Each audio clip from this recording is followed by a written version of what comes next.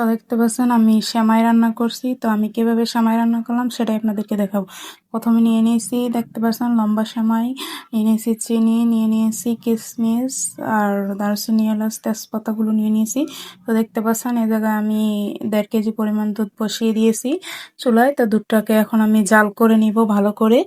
তো দেখুন দুধটাকে জাল করার জন্য আমি দিয়ে দিচ্ছি চিনি। দুধের মধ্যে আমি দিয়ে দিলাম চিনি, চিনিটাকে দিয়ে দিলাম। চিনিটাকে একটু ভালো করে দুধের সাথে নেড়েচেড়ে মিশিয়ে নেব। তো দেখতে পাচ্ছেন চিনি দিয়ে দিছি। এখন আমি দিয়ে দিলাম লবণ। লবণ দিয়ে দিলাম 1.5 চামচ পরিমাণ।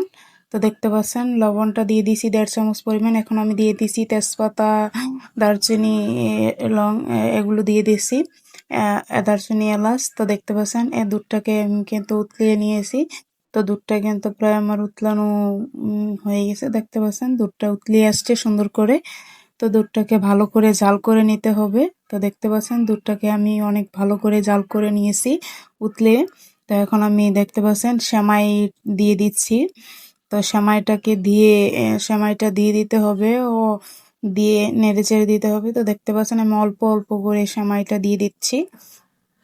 তো দেখুন অল্প অল্প করে সেমাইটাকে আমি ভালো করে দিয়ে দিচ্ছি দুধের মধ্যে।